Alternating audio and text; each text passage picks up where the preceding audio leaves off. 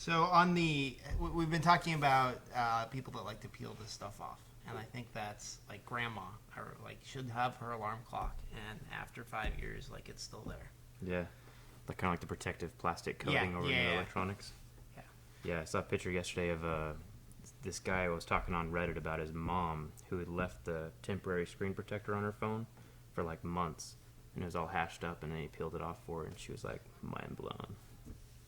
And I saw someone came to, this is, you run iFixit, and people are always coming up to you with their broken stuff. So someone came to me yesterday, the screen on my phone is broken, can you fix it? And he just had one of the glass screen protectors on, and that was all that was broken. I'm like, yeah, you can fix the, peel it off, and you're good. He's like, well, do I have to pay somebody to do that? I'm like, oh my, really? Is this the conversation we're having? Well, hey everybody, I'm Kyle with iFixit, and we have a special guest today. Zack runs a channel, JerryRigEverything. Mm-hmm. Very, very excited to have you. And I thought we'd just kind of have a free-ranging discussion. I'm really excited to talk about some of the cool stuff you've been doing on your channel. We've been, obviously, fixing things for a long time. How long have you been repairing things? I started about 4 years ago, and I've been watching your channel since the beginning, so it's really exciting to be here with you today. So what kind of got you, I guess, what was your first video? My first video, so when I first started with YouTube, I was doing more of like automotive stuff with like Jeeps and motorcycles. And those were some of the first videos that I saw that you did. Yeah. And I think I'm reasonably decent at fixing electronics, and I'm not that great at fixing cars, but I want to get better, so that kind of attracted me, because I'm always interested, and I watch a lot of the car repair YouTube channels that are out there. Yeah, it was really fun. So when I first started, I had a Jeep that was broken down, and the Jeep was an old school one, and I took it to a shop, and they wanted $1,000 to fix it. And I was like, the Jeep's not even worth $1,000. So I went to YouTube and started watching YouTube videos on how to fix it. And the guy whose video I was watching, I messaged him, and I asked him, what drives you to make videos? And he said this quote to me, which has stuck with me for the last couple of years. He said, "To decrease world suck." I think that's fair. To make the world a better place. Right. And then he also said that he made money from YouTube because YouTube was paying people at that point with the AdSense and stuff. Right. And so I knew at that point that I wanted to make videos, and I wanted to decrease world suck as well. And then kind of just took off from there. If you think about how things were, I mean, even 10 years ago, there were so many things that you had no idea how to learn, how to do them. And now you go on Google or you go on YouTube, and immediately you can find something. And even if it's not a good video, at least gives you an inkling that you can get in and do it. Definitely. So I guess what's been the most rewarding part of running the channel and kind of getting out there and starting to teach people? I love just the interacting with people, the decreasing world suck, and also just being able to help people. I mean, I don't know everything about everything, but with the power of the internet, like someone can watch my video and watch your video and get the whole picture of what they need to do to repair a cell phone. And kind of also, when I was in college for a while, and I would go to class, and my professors would pull up these YouTube videos to teach, kind of to do their job in teaching people or teaching students. And it's good to be a part of that free community on YouTube. Yeah. It's interesting because the internet, I mean, really from the beginning has been good at teaching people to do things, but it was all text-based things. Like, I'm a programmer, and the internet is really, really good at teaching how to be a programmer. And it hasn't necessarily been that good at teaching people how to do like real-world physical things. Mm-hmm. So it's really exciting to see people that have tangible skills that are out there tinkering with Jeeps, learning on their own, and then starting to share. Yeah. So how did you get started? What brought you into the YouTube world? Well, so we started iFixit before YouTube actually started. And I was trying to fix my iBook, and I dropped it. I was in school, and I dropped it on the power plug, and I knew, like, I was, jimmying with this thing, and this was before MagSafe, and I could not get the thing, if I held it, like, just right. So I was thinking, okay, it's just a solder joint inside. So I had a soldering iron. I'm like, all I got to do is take it apart, put a drop of solder on there, and it'll fix it. And I started trying to get the thing apart, and I realized very quickly that it was too complicated to figure out without some kind of instructions. So I Googled it, and I couldn't find anything. And I knew that Apple had a repair manual for it, and I was learning very quickly that it wasn't on Google. And so I, jerry-rigged the repair, if you will, right? So I ended up having to break a bunch of plastic tabs in the process of doing it. I got the computer fixed, but I didn't do it right, and it really pissed me off.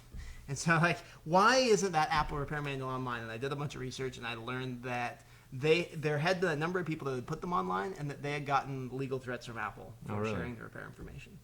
And so we said, that's crazy. That should not stand. And I just, I was young and angry.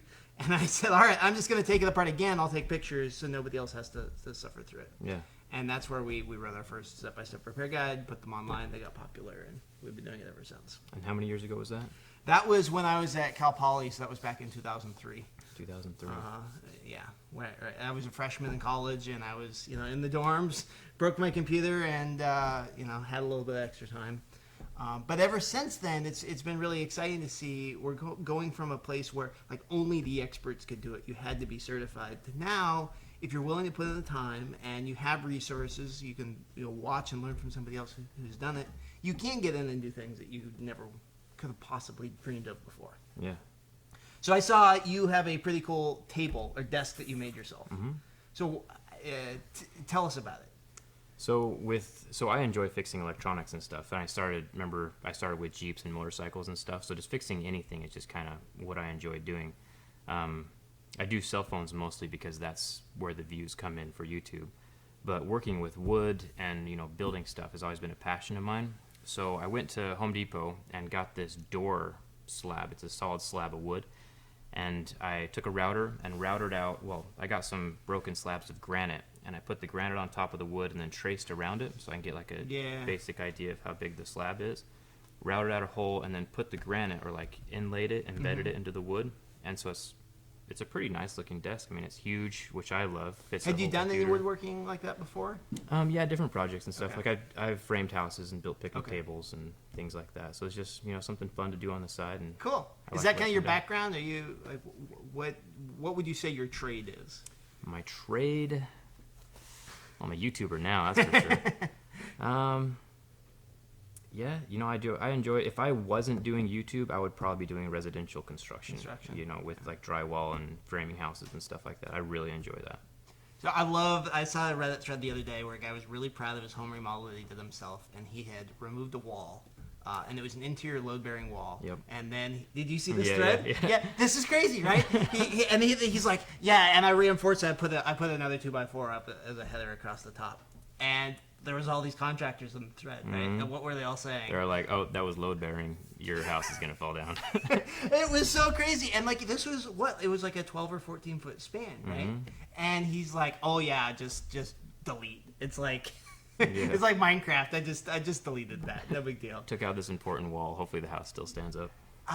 Yeah. So clearly, like maybe there's reasons that houses have load-bearing walls, right? And I think there's a fear as we get into do-it-yourself on a lot of things.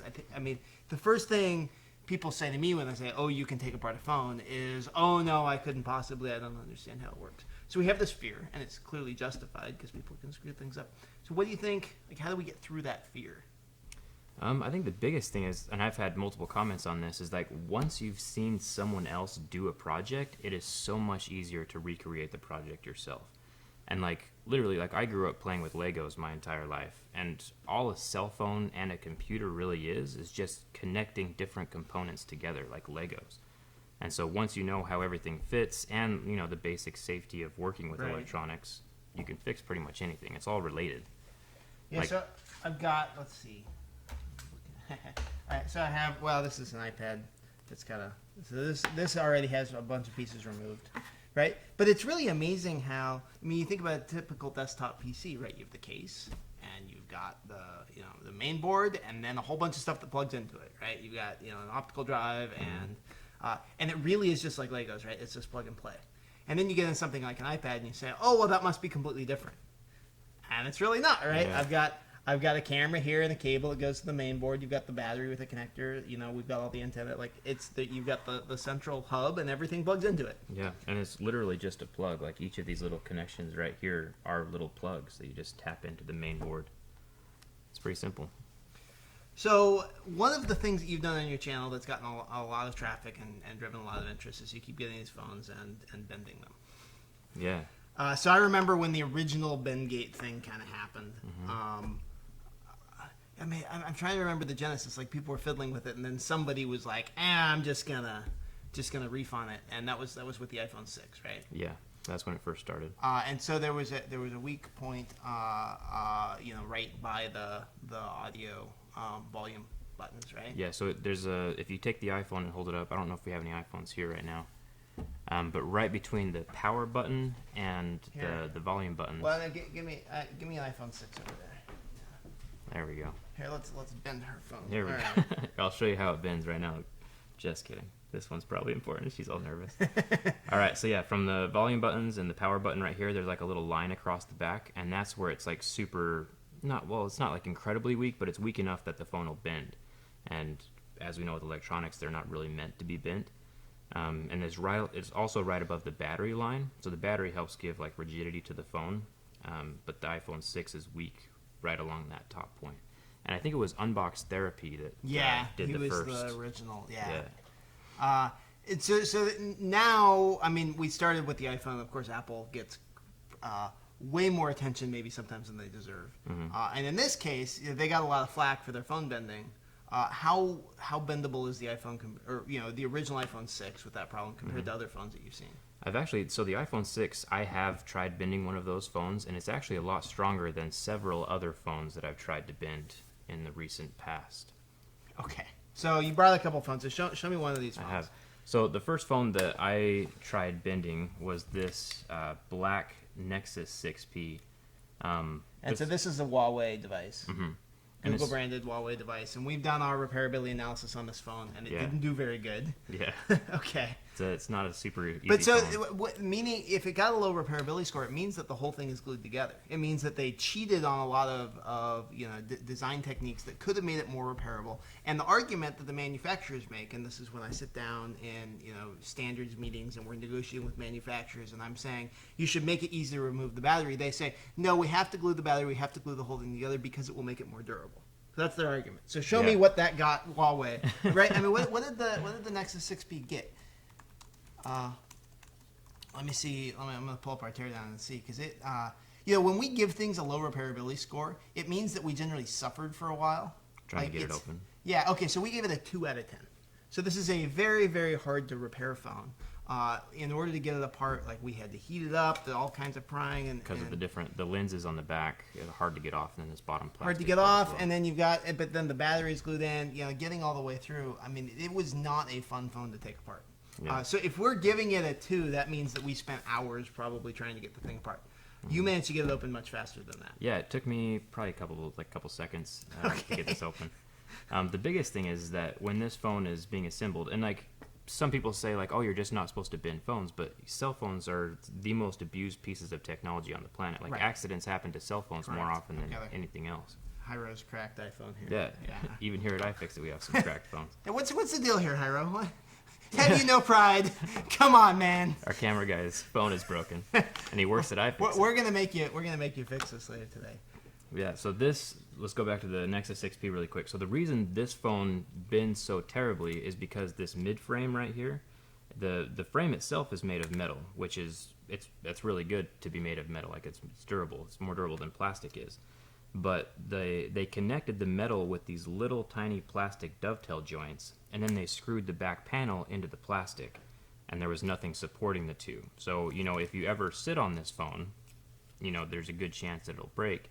And the problem with that, so with the iPhone, it would bend a little bit, and that would be fine because you could still get your information off. It would still function relatively. Mm-hmm. But with the Nexus 6P, when it bends, it's catastrophic.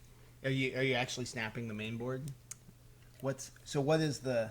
You're saying it's catastrophic because the screen breaks, or what's the... Yeah, it's catastrophic because the screen breaks, and so if the main board isn't broken, I'm not sure.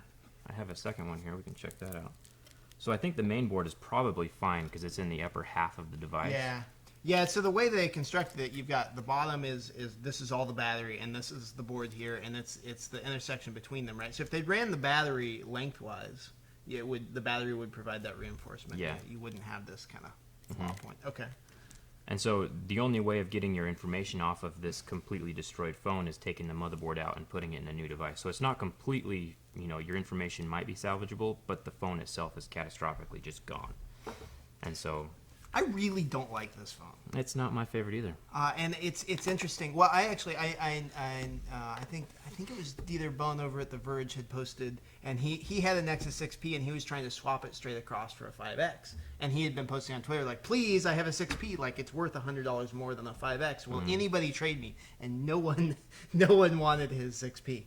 So it's interesting because I think that, I mean, this is looking at last year's flagship phones, but you had the 5X made by LG and the 6P made by Huawei. And the 5X was one of our highest rated phones that we've seen in a long time. We really, really like the design. And the 6P was one of the worst devices we'd ever seen. And they were coming out, at 5-inch, 6-inch, $100 apart, both flagship phones supported by Google, kind of at the same time. And I thought it was a really good comparison. Did you do any tests on the 5X? I did. And what did you think of it? It passed my test completely. So that just goes to indicate that price of the phone doesn't necessarily indicate the durability. price has nothing to do with it. The repairability score has nothing to do with the durability. I am so impressed by LG's design team. I think they're one of the best industrial design teams out there, and that they don't get enough credit. They really knocked it out of the park with the 5X. Some of their modular phones are cool to see now. So were you able to bend it at all, or what happened with the 5X when you tried it? The 5X flexed a little bit, but it didn't snap in half. So like if you do sit on it, and it's made of plastic, so it's never like permanently kinked like the iPhone 6 would be. But yeah, it passed my bend test just fine. So what do you think of a phone? So this has a plastic back, and the 5X has a plastic back compared to the machined aluminum frame. What do you think, kind of gut feel from what you've seen? Personally, like which I prefer? Yeah. So, we have plastic, we have glass, like on the Samsung phones, or we have metal. If I had to pick one, I really like, and this is just personal preference, but I really like the glass on the Galaxy S7 and the Galaxy S6. Okay. I like, it's a cold, heavy feel, and I'm the type of person who associates weight with quality. Like if it's heavy, it usually is a little more expensive. But they're all trying to make their phones light. Yeah, and I don't understand that, because usually light is associated with like weaker things and like things that'll break. But you're making a single-size phone that's got to fit. I mean, you have smaller women. They're going to have the same phone where it would look. A phone that looks small in my hand might look really, really big in theirs. Yeah. And maybe there's it's interesting coming from the Korean market. So you like the S6 and the S7, where those devices. So. That harkens me back to the iPhone 4, where the problem with the iPhone 4 was the glass on the back. Everybody broke the glass on the back. And the glass on the back was much more fragile than the glass on the front because it wasn't really attached to anything else to give the glass rigidity, so it fractured more frequently. Yeah. Have we seen, and I don't even know, I haven't been paying that much attention because they're so new, but are we seeing the glass on the back of the S7s break? I would say it breaks just as much as the front would. Okay. Because it is pretty solidly glued down into it all the way around the back, just like the screen is glued to the LCD or the AMOLED, I guess. So I guess the question would be, is the S7 or S6, is it breaking twice as often as the S5 because you have two types of glass that could break? Or is That's it a good breaking the question. same and it's evenly distributed across the front and the back? I have no idea. You'd think it would be twice as much, right? Because when I drop it, it's going to come down. Yeah, there's two ways of breaking it. Right? And so if I drop my phone, I have dropped my iPhone recently, it's not going to break. But if I drop it there, it will. Yeah. It's like the toast. Which way is the toast going to land? Yeah. Wherever the jelly is, it's Yep. going down. With these, I don't think that's the case as much. And we definitely saw, the iPhone 4 broke so much. And of course, it was really easy. I mean, 2 screws in 30 seconds. And really inexpensive as well. I mean, the back glass for the iPhone 4 is like $10 or $15. Right. And with the Galaxy S6, it's kind of the same price point. If you want to replace the back on that, it's like $15, maybe $20. Okay. So if you do break your Galaxy S6, it's really simple to just fix. It's simple because you replace. go in through the back. Yeah. But you have to loosen the adhesive, right? Which is annoying, yeah. But if it's already broken, you don't have much to lose. If it's already cracked, there's a good chance it's going to crack more as you lift it up. Yeah. But So in any industry, there are kind of the tools of the trade. And for a long time in electronics repair, we have had screwdrivers, and with cell phones, all of a sudden you have to have a Torx T6. Yeah. You never needed a T6 to work on a desktop PC before. So fine, we can get new screwdrivers. But there's really been a trend that probably started with the iPad 2, where we've got adhesive that we have to work with. Have you seen anything like this in the construction industry where like the repair industry is having to evolve to a whole new set of tools, and we're all having to train ourselves how to deal with adhesives? Do you think there's any parallels in other industries where So with construction, I don't think there's not really parallels, because with construction, they want you to be able to work on something. They want you to be able to fix something. It seems like the trend towards cell phone is that they don't want you to get inside of it. They don't want you to be able to replace the battery, which is annoying. Like when I first started fixing phones, it was with like the HTC Evo 4G. There's like 5 screws in there, and you have access to everything. You could swap out the screen on that phone in 10 minutes. Yeah. So fast. But now with like the Galaxy S7 Edge, to replace the screen on that, you have to go through every single component, get to the screen, remove it from the frame. It's like a 45-minute, and that's if you're good at it, 45-minute repair. And the first one you do, I mean, the Edge is in the category of device. I mean, and so it scored slightly better. We gave it a 3 out of 10 compared to this, a 2 out of 10. But very challenging to get inside. And then the components are very expensive as well. Yeah, like the AMOLED screen and the curved aspect of it, like it's really expensive.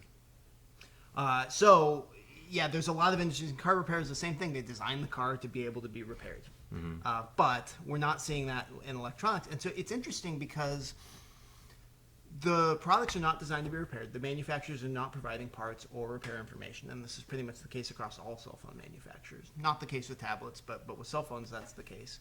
And yet, millions and millions of people are fixing them themselves, right? Yep. Our channel gets millions of views. Your channel gets millions of views. Everybody is out there repairing these things. You can go down to any market in any country in the world and find a dozen guys that are running shops. And I'm sorry, ladies, but they're all guys.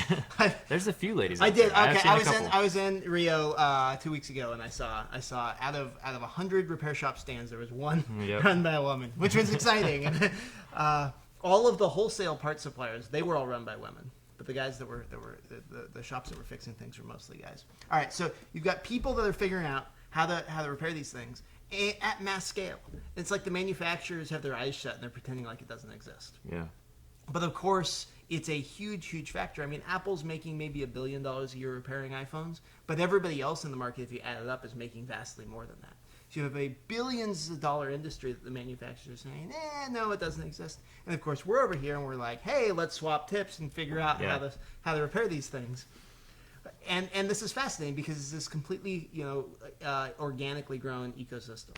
Mm-hmm. So I think it's incumbent on us in the absence of any support from the manufacturer. We are the research and development department for the repair community, right? We literally are. We are the 2 largest cell phone repair channels on the internet. So like if there's a source for repairing cell phones, it's here.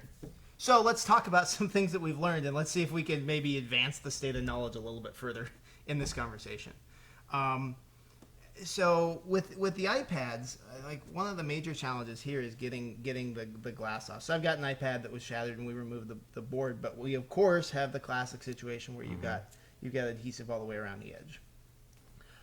And of course you start to pry the glass off, and I'll do this. And right now I have 1,000 charts. What kind of techniques have you picked up for working with glass?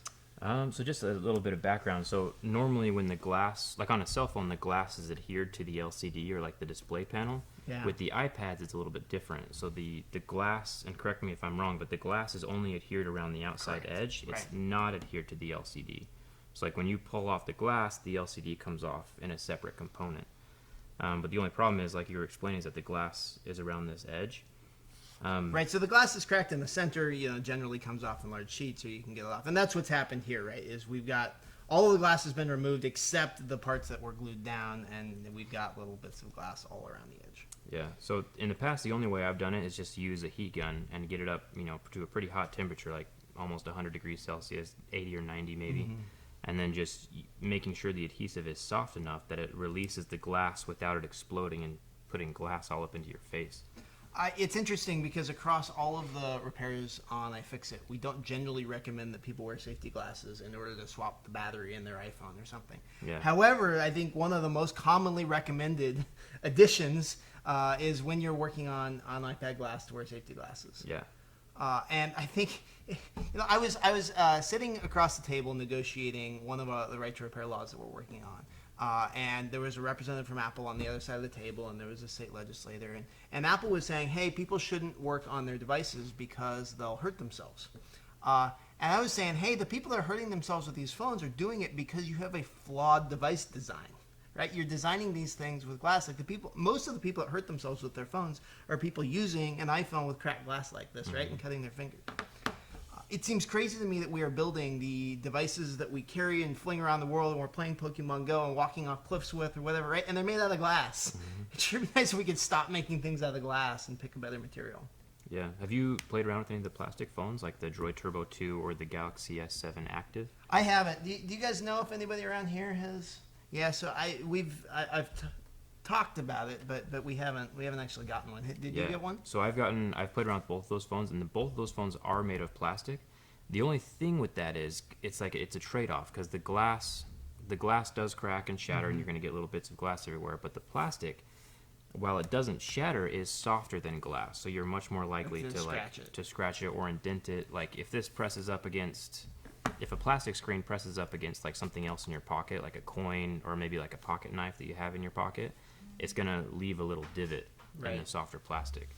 So it's a trade-off. Well, and that takes us back to the days of Nokia phones, and before the iPhone, everything had a plastic front, right? Yeah, and it scratched over time, but then you just swap out the front panel. So maybe it's okay, like I know on my motorcycle helmet, the visor is plastic, and I just replace it once a year as it gets scratched, and that's okay. Yeah. I'm keeping the helmet, and it's not a big deal. And I definitely wouldn't want a glass visor for my motorcycle, right? That would be a much bigger safety hazard. Yeah. You could get glass all up in there. But so actually, the Motorola with the Droid Turbo 2, they actually sell replacement front panels for it, and they're only like $25, I think, from the manufacturer. They're directly from the manufacturer. Yeah. And so if your screen does get marred or scratched or anything, you just lift it off and put a new one on, and you're good to go. Yeah. No, that's completely fair. And so I'm looking. We've got some questions from folks in the audience, and so please keep them coming. I'm gonna ask Zach some questions. So one question is, what is the last picture you took with your phone, and which phone did you use to take the picture? The last picture I took with my phone, I have the Galaxy S7 Edge. So you got the Edge. Yeah. There's no way I would ever get that phone, but really? Yeah. Well, I mean, the cost of the replacement glass would be my reason. Yeah. Like, do you know what? I mean, it's a couple $100, right? Yeah. I'm just checking. Just don't break it. He's got his like extreme enduro. You've got a Spigen case, so if you.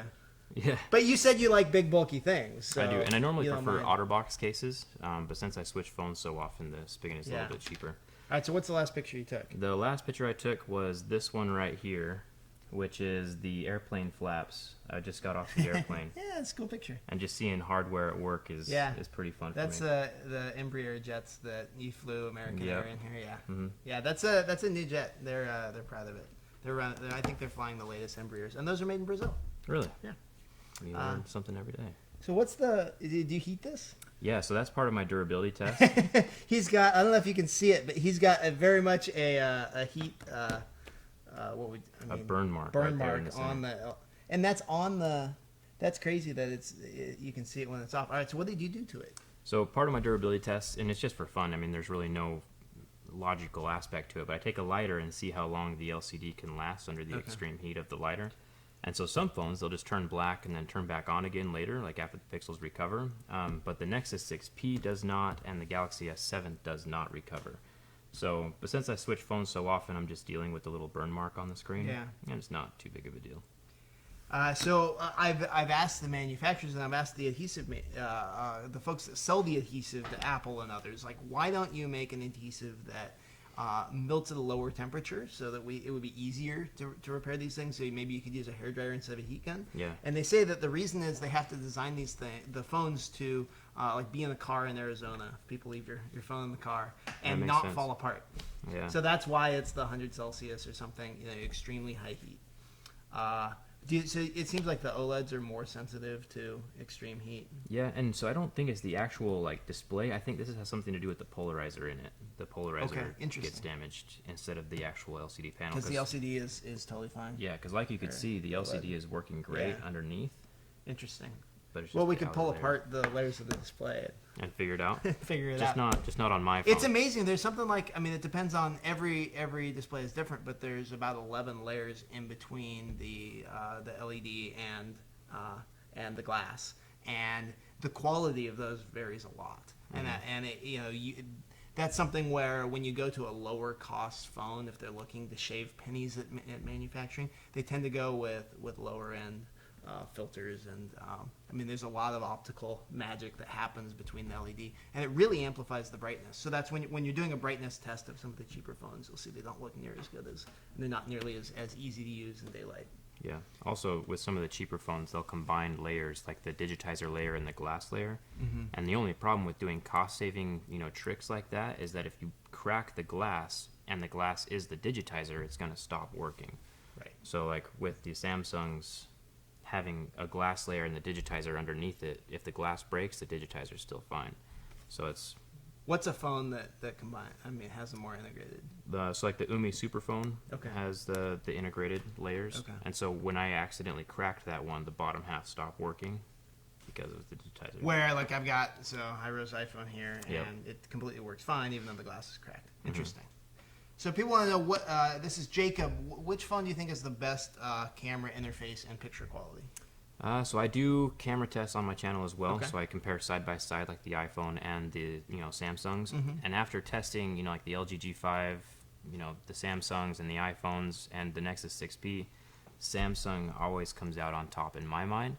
But it's also like beauty's in the eye of the beholder. Yeah, sure. I mean, I'll put a video up on my channel and like I'll have people saying both sides almost immediately. So it's completely. So for a personal long preference. time, Apple had the edge in cameras, and I mean, up through the iPhone 6, it seems like they were ahead of Samsung. So was it with the Galaxy S6 that Samsung kind of started pulling ahead? I think so. That's when they started doing 4K video and taking like with the bigger sensor size inside of the Samsungs. That's when I think they pulled Is the ahead. camera physically quite a bit bigger? The sensor. I could be wrong on this one, but I'm pretty sure the sensor size is bigger. I'd have to go back and look at it. But I mean, that's always, you've got physics you're dealing with here, right? So the bigger the sensor, the bigger the lens, the better the photo's going to be. Yeah, the more light that gets in onto the sensor. Which camera do you think is better? Well, I haven't spent a lot of time comparing. I have an iPhone 6, and I haven't really taken a lot of pictures with these, so I haven't been doing the same testing as you. It seems to me that it's been fairly mixed in the media with where people think. It does seem like, I mean, this is a newer phone than the iPhone, so it seems like That's true. Samsung is ahead right now. I have a feeling maybe Apple, actually, based on the rumors we're hearing, it seems like Apple probably will pull ahead with the S7 Plus in September, October, right? Yeah. And they're talking about maybe two cameras that are working together. I think they've got some secret camera technology up their sleeves. It'll be interesting to compare them side by side when it finally comes out. And have you the camera on the iPhone the 6 Plus right now has a free floating stabilization, so it actually has the physical. The OIS. Right. Yep. And that is really cool, and that's something that you'll see in physical, larger cameras, but we haven't really seen. I don't know of any other phones that do it. With the OIS, so some of I believe the LG does it. Okay. Yeah, the LG G5. Okay. So most of the top of the line phones do have the OIS image stabilizing, and that's where like this little component right here, the black part, is actually free floating. Yeah. So the Nexus 6P does not have it. It just has the electronic image stabilization, not the OIS. The 5X has it, or the Nexus 5X doesn't not but have on it. some of the others. Yeah. And it makes a lot of sense. You can do a lot in software, but if you can make it easier on yourself in hardware, that's better. But it takes space. And as we go to making these phones smaller and smaller. And what do you think about that? Should phones be getting smaller and thinner? Yeah, so this is the fundamental question everybody keeps asking, right? Because all of us want more battery life, right? I'm playing a lot of Pokemon Go, and I burned through my phone's entire battery yesterday, right? That's awesome. And I didn't have a USB cable with me, and this is a problem. And so the question is, like, why don't you make the battery bigger? I mean, if you look inside these things, I mean, an iPad is mostly battery. If you look inside this, it's mostly battery. But the battery isn't that thick, right? And if you could make the battery 10% thicker, you'd have 10% more capacity. And we're talking fractions of a millimeter. So it sure seems like the manufacturers, and I mean, this is across the board, right? Everybody is doing this. They're all going as thin as they possibly can. Yeah, I think the Moto Z is like the thinnest phone out there right now, and that just got released a couple days ago. And so like they're constantly striving to be a thinner and thinner phone. And I saw an interview with the design team, and they said that every time somebody suggested that they go thicker than 4 millimeters, they kicked them out of the room. They said, absolutely not. That is design imperative. Like everything else, we want a modular phone and everything else. That's all nice to have. The thing that we have to have is a 4 millimeter thin phone. Well, we'll see how it stands up to my bin test when I get home. Yeah, and I mean, this is across the spectrum. So I call this design anorexia. It's we're going to make the phone as thin as possible, and we're going to sacrifice everything else. We're sacrificing camera quality, we're sacrificing battery life, we're sacrificing durability, we're sacrificing repairability because we have we've got batteries that they think aren't safe for consumers to swap. So what is driving manufacturers? So this has been like the debate I've had in my mind as well, because I honestly think having a bigger battery, I mean, there are phones out there with a 10,000 milliamp battery. Mm-hmm. For reference, I think the Galaxy S7 has like a 32 or 3400. So that's 3 times the... Yeah, it's a fraction of the 10,000. Right. And so like it's possible to make a bigger phone and bigger battery, but I don't know who they're asking or like what their target market is. I feel like you walk into a store and you've got 10 phones there, and you're looking through, and one feels a little bit chunkier, and maybe people are biasing away from it. Yeah. There has to be some fundamental psychology. I don't think the people that are designing these phones are stupid, and I don't think that if they're all doing the same thing, right? So there has to be some market analysis, or there are people that aren't construction workers that want phones. I mean, you've got the alternative. You have phones like the Caterpillar makes an Android phone, right? Yeah. There's an ODM that's making it with their brand, and that's a bulletproof tank of a phone. But what's their market share? Right? That's not something that's going to go mainstream. Exactly. Or like the Galaxy S7 Active, that has a 4,000 milliamp battery, which is quite a bit bigger than anything else we have on the table. But so it's interesting to me. I had a iPhone 4 and I went to a 6. Right? So 4 is a little bit smaller than this. I think the iPhone 6 is too big in these dimensions, but I don't mind having it a little bit thicker. So if we look at it, right, this phone is a little bit thinner than this. So what I would rather have is the smaller form size with with something that had a long much larger battery. Yeah. But with that bigger screen size, you can also, think about the screen size on this iPad. Like you can get a whole lot more battery underneath that screen. So sometimes bigger screen does mean bigger battery. It's and we've definitely seen that. But you can go thicker. You just it's purely a volume issue.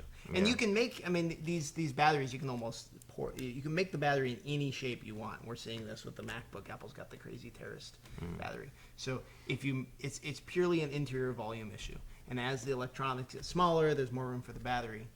It's interesting as we're going to higher resolution displays, they're a lot less energy efficient. So as you go to a Retina display, you have to because the pixels are so much smaller, you got to force a lot more photons through.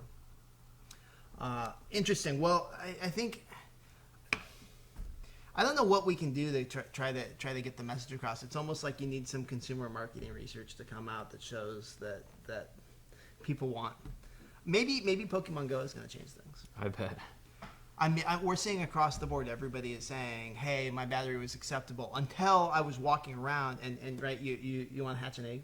Do you have Pokemon? I've heard about it. I haven't downloaded it. You haven't downloaded it yet. Yeah. Okay, so one of the things is you get these eggs and you have to incubate them. And in order to incubate them, you have to walk around with the Pokemon Go app open and your phone on for 10 kilometers. So 10 kilometers, the GPS is going, the screen is on. Your graphics processor is maxed out, your CPU is maxed out, your radio is going because every time you move 20 meters, it has to phone home, right? Just every single piece of functionality inside the phone is working flat out. So 10 kilometers, how long, if you're walking 10 minutes a kilometer, right? So that's 100 minutes. You're talking close to 2 hours of that thing maxed out. Most of these phones won't last longer than 2-3 hours with every single feature maxed out. So maybe, I think if I was a phone manufacturer, because maybe Pokemon Go is a fad, but something else is going to take its place. That's true.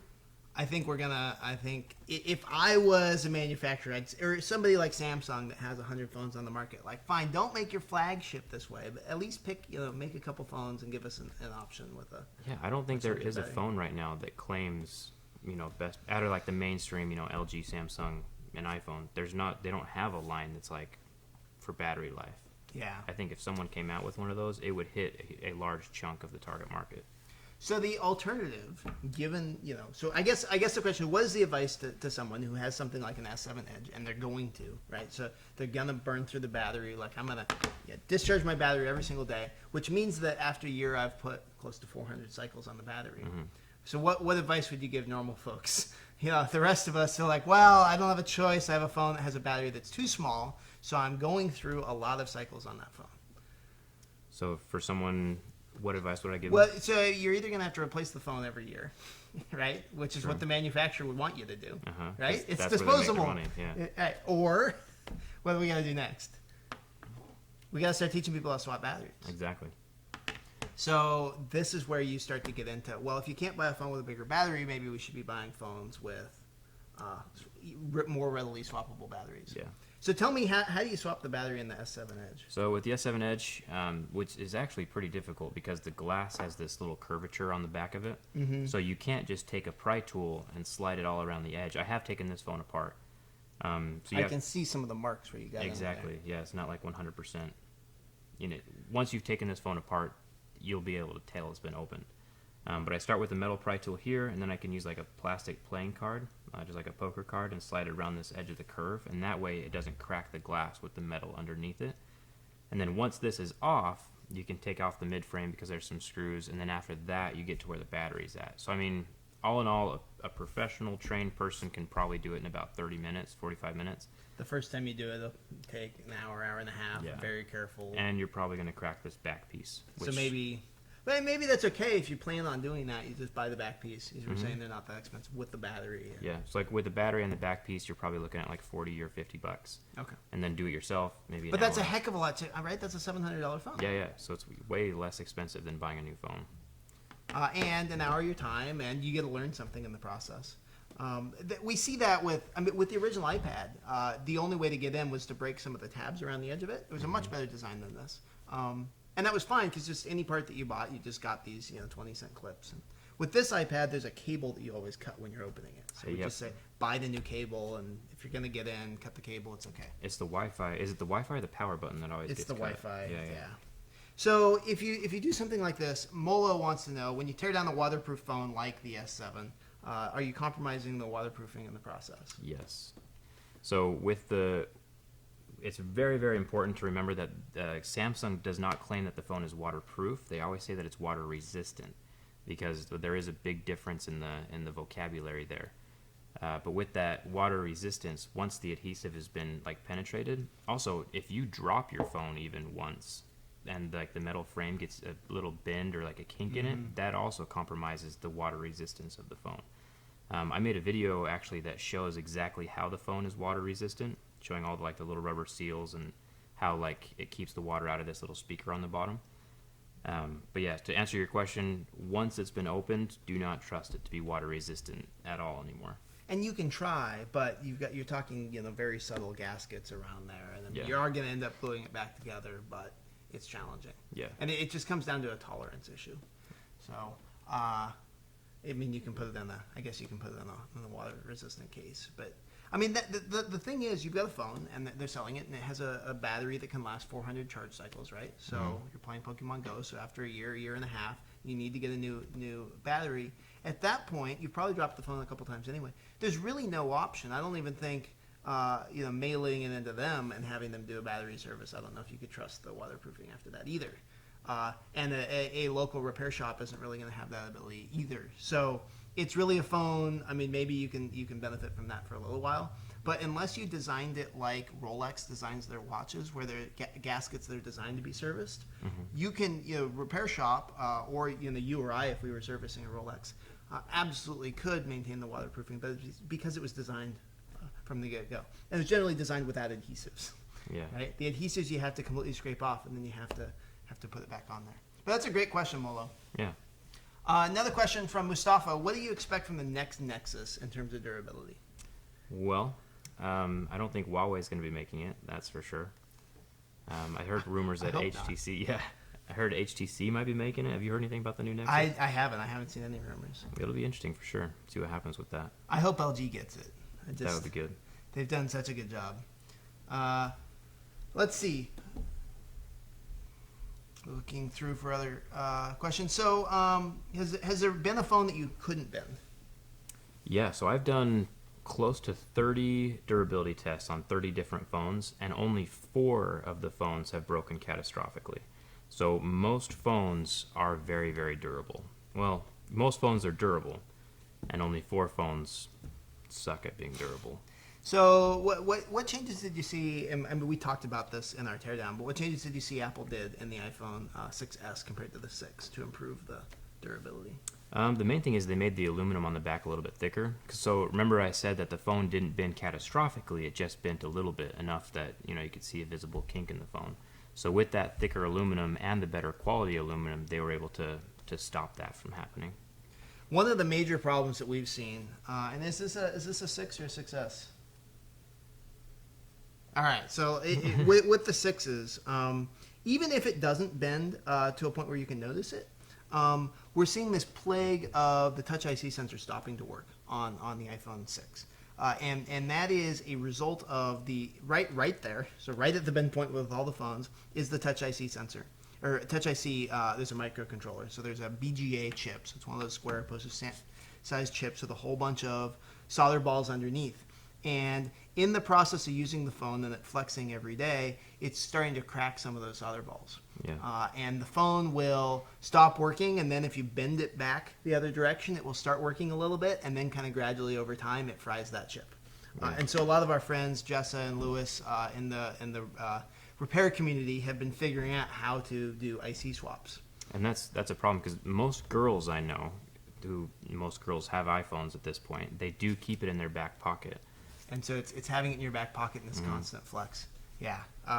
And so I would say if you have an iPhone 6, definitely be very careful with how much pressure that you put on it. Even if you're not bending it to the point where you will see any visible deformation, you are shortening the life of that Touch IC sensor. Yeah. And at that point, you pretty much either have to replace the entire board, or you have to find someone who has a lot of the fancy equipment that we've got here in our shop, which is a microscope and some hot tweezers and some kind of precision equipment. Yeah. Pretty expensive and a replacement Touch IC sensor. Yeah, it's a that's a couple $1,000s in equipment to fix. You're not going to buy that just to fix your phone. But some of the better repair shops out there are starting to get to a point where they can do those repairs. Well, so you travel all the way out here to visit us. What's kind of been your experience like seeing iFixit in person? What do you think so far? I've really enjoyed it so far. I mean, you guys have a really nice facility set up. I was expecting a much smaller group of people. We have close to 100 people here at this facility. We're kind of the focus of the repair community. So I mean, we're working on spearheading the right to repair movement. We have the software team that's building. I mean, iFixit's the biggest repair manual in the world, and the amount of complexity of running a wiki repair manual like that is really much harder than I thought it was going to be when we started. And that's the part. Like that's why I wanted to come out here and actually meet you guys in person. Since I've seen your channel for so long, is that the reason behind all this is to keep the devices in hand functioning longer, and part of that is to keep if we were to just throw away old phones year after year after year, we're using resources for it's those 500 phones. pounds of raw material to make a phone. Yeah. And it's not very recyclable at the end of it. Yeah. Yeah, we got to find a way to make this stuff last longer. Exactly. And there's a bunch of there's stuff in here that's pretty valuable, like gold and silver and Right. stuff like that. The neodymium, which they use in magnets and hard drives, and there's neodymium in the microphones and then the speaker, that's not recoverable in recycling at all. So we are literally digging very precious materials out of the ground, using them in phones, and then they're not recoverable anymore. And eventually we're not going to have any more of those materials. Unless we go mine the asteroids or something. Which would be awesome. Which would be awesome. Yeah, so the cell phone industry, indium is used in the screens, and the cell phone, the electronics industry uses something like 60 or 70% of the world's supply of indium. And we're going to run out by 2050. So asteroid mining might be necessary. Indium also is not recoverable in recycling. Interesting. Yeah, so I mean that's why we're here. That's why we're doing what we do. So hey, we like electronics, we like all these gizmos, but there has to be a way that we can continue to make these things for the next 50 or 100 years and keep it sustainable. And so I appreciate the durability testing that you're doing, because I think it goes in line with what we're talking about with repairability, which is if you're going to spend $700 on a phone, pick something that's going to last you more than a year. Mm-hmm. How long do you think, if you look at something like an S7 Edge, what do you think a reasonable lifespan for that phone is? I would like to say, it depends on reasonable, because people use their phones different amounts of time. Mm-hmm. But I would say if your phone would last 2 to 3, maybe 4 years, if you can make it that long, that would be ideal. But technology and cameras are improving so fast that it's hard to justify keeping a phone longer than 3 years. Yeah. Well, and then the question is, okay, so let's say, after 3 years you want a phone with a better camera. That's fine. Your old phone probably still works, right? So if you can get that thing out, in the hands of somebody who doesn't care about a nicer phone, or maybe somebody who couldn't afford a new $700 phone, maybe we can keep that phone out there. Exactly. And that's what we've seen. I mean, Apple just announced they've sold 1 billion iPhones. Oh, really? So congratulations to Apple. That's impressive. It's impressive. It's a lot of phones. It's a lot of, a billion phones, 500 pounds. That's a few mountains of earth that they displaced in order to make all those phones. And a surprising fraction of those are still working. But if you look at, most 3-year-old plus iPhones are not being used by their original owner, but they're still in use. And so that's where Craigslist and Gazelle and I've been to these big refurb shops, and they are all, they're every single phone they get in, they'll swap the battery on it. And that's, once you put a battery in it, it's good. It's like a new phone. Yeah. Yeah. What are kind of the common questions that you get from people when you start saying, okay, hey, you can get in and fix your phone? Like, what's the pushback that you get? So like from people who just like want to start repairing phones initially, or I'm just saying, like, somebody comes across your channel and you're showing them this is how you repair your phone, and they're like, oh, I don't know if I could ever do that. some people say, like, they ask me, they just come out and say, like, oh, hey, do you think I can fix my phone? And I have no idea if you can fix your phone or not. Like, it's one of those things where if you've never used a screwdriver in your life before, you might want to, think twice about it, because you do have to have a general feel for how things are put together and how a screw works, and if you tighten it too much, you might crack a board or something like that. So you do have to be careful and just kind of use, common sense a little bit when you're jumping into a phone for the first time. It is a very fragile, expensive piece of electronics. So you have to remember that. Yeah. And that's, I get the same question. I always say, like, I don't know if you can do it. Look at the instructions, see the process, and then judge for yourself. On something like this, it's fairly straightforward. You can do it. On something like that, maybe you take it to a local repair shop. And something like this, it's important to remember, so with the iPhone 5, you take out 2 screws in the bottom, and then the screen lifts up like this. And it's important to know, like, if you've never broken a piece of glass before, you don't know, like, when the glass might break during the liftoff process. Like, your screen might break during the removal if you're just trying to replace the battery or something.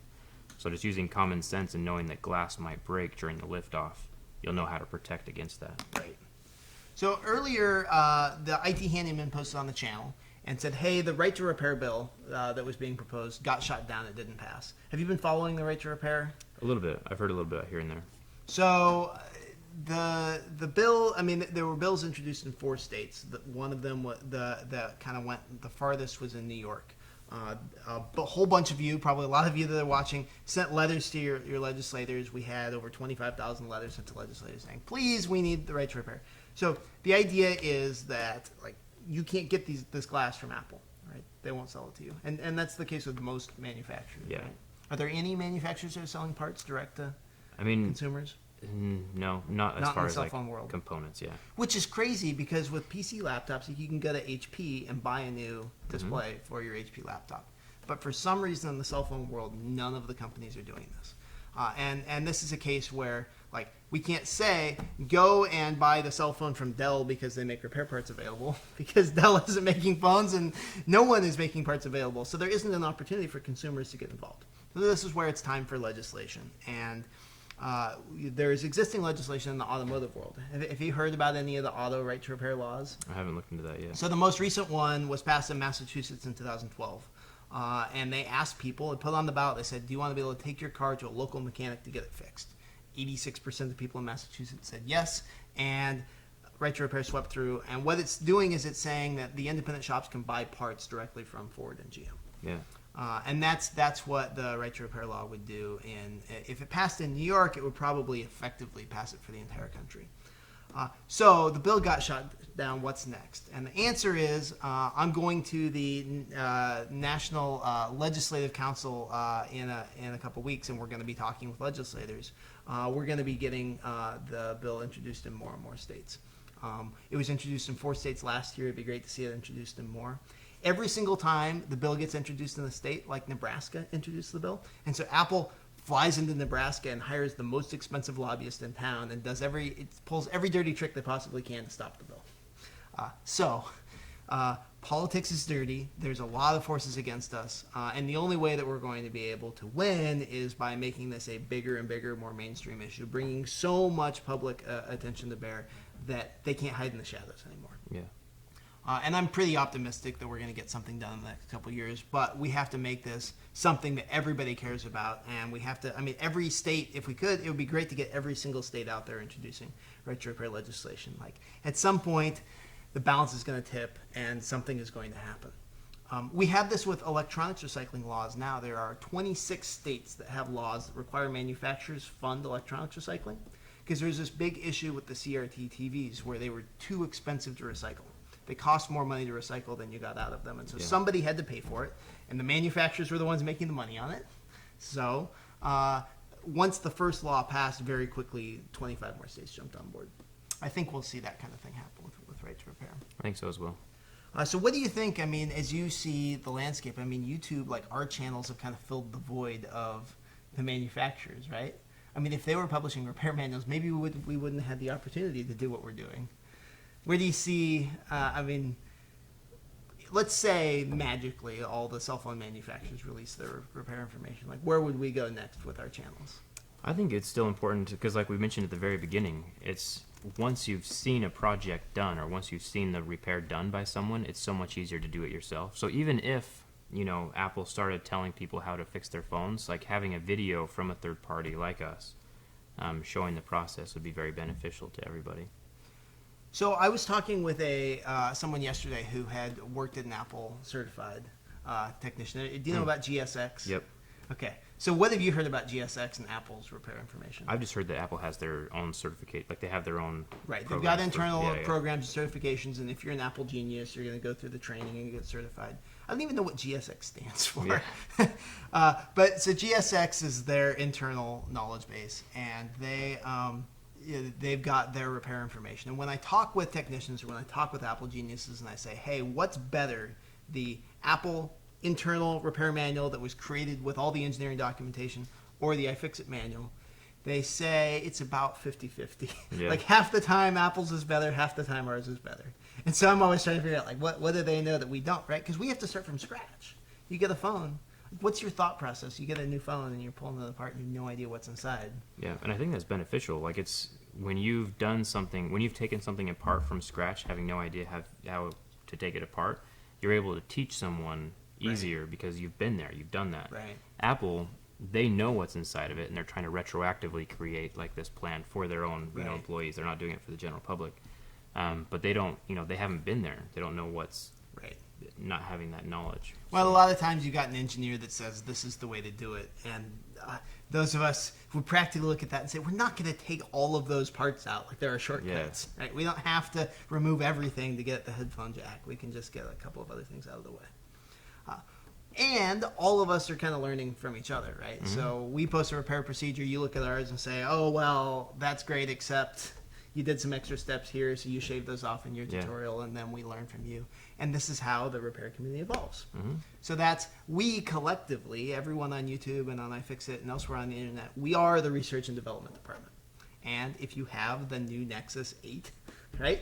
Yep. Google for the repair procedure, and in a couple months we'll have it. So we've got Zach here for the next couple days. We're going to be doing all kinds of stuff. We have a whole bunch more phones that you've bent that we're going to be taking a look at. Mm-hmm. We're going to do kind of a deep dive on the iPads and take a look at some of the issues with glass and a bunch of other stuff. So we're really excited to have you, and we're going to have a lot of fun. So we're going to put some videos up on your channel, the iFixit channel, and then we're also going to put some videos on my channel, JerryRigEverything. So you'll have two places to go to find this information. Yes, sir. If you're new to Zach, go check out his channel. He's got a ton of stuff and maybe a bit more destruction than we have an appetite for on our channel. So satisfy your savage appetites. I'm curious. So JerryRigEverything. Tell me about what's the origin of the term JerryRig? So JerryRigEverything is my channel name. My name is Zach. My own name. Jerry was actually my grandpa, and he was the king of jerry rigging all of the things. So I kind of got the name from him. He died a couple years ago. And I'm going to make a video on my channel about the whole name origin and stuff, but Jerry comes from him. So, I mean, kind of everything you do is inspired by your grandfather. Yeah. Yeah, and I'm the same way. I wrote an article about my grandfather was a mechanic on a aircraft carrier during the Korean War, and he was constantly fixing things. He'd go to Goodwill and buy electronics, and we'd pull them apart. That was kind of how I got started. Yeah, it's kind of cool how it just falls down through the generations, Yeah, you know. yeah. Grew up Repair is doing it. hereditary. Yeah. This is good. Awesome. Well, hey, it's been a lot of fun having you. We are going to do all kinds of cool stuff with Zack over the next couple days, so stay tuned.